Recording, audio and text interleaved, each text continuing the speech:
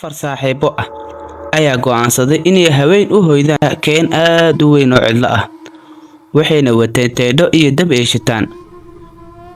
Laakiin markii uu habeenkii madoobaaday, jawigu wuxuu isu rogay mid qariib ah.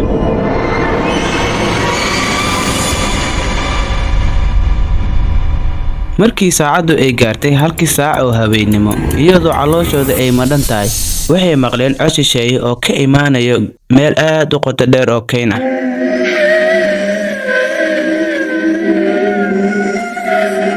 Codkaas ay maqlayeen mar wuxuu ahaa oohin, marna wuxuu ahaa qosol hoose oo cabsi leh. Saaxiibkoodii ugu geesisanaa ayaa isku dayay inuu kaftamo, asagoo ku leh waxba ma aha, waa dabayl. Laakiin qof kasta qalbigiisu wuu gariiray. Markii ay isku dayeen inay hurdaan, si lama filaan ah ayaa teendhadii ay wateen u dhaqaaqday, sidii inuu qof dibadda oo ka jiidayo. Cabsi darteed way fureen, laakiin cidna ma aysan joogin. Kaliya waxay arkeen raad cag cusub oo u jeeda gudaha keenta. Markii ay dib ugu noqdeen gudaha teendhada, waxay ogaadeen mid ka mid ah saaxiibadoodii oo maqan. Taleefankiisii iyo jaakadiisii ayaa weli yaala. Cabsidii ayaa sii korodhay, gaajadii haysana awalkii hore way daysay oo way baabaaday cabsi darteed. Waxay maqleen qaylo dheer oo ka imaanaysa meel aad uga fog.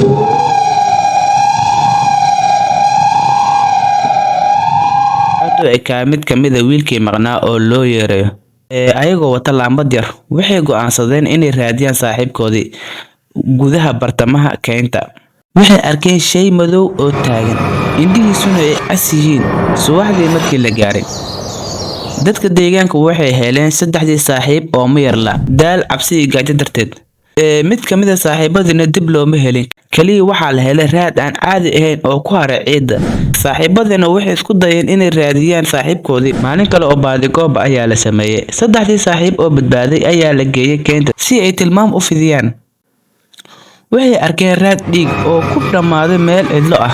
Habeenkii lamaadna, saddexdii saaxiib waxay bilaabeen inay ku laabtaan teendhadii. Markii ay isku dayeen inay seexdaan, codad ayaa ka yeeray gudaha teendhada, sida inuu qof ka hadlayo gudaha teendhada. Markii ay albaabka teendhada ay fureen ee gudaha ay galeen, waxay ahayd teendhada mid maran.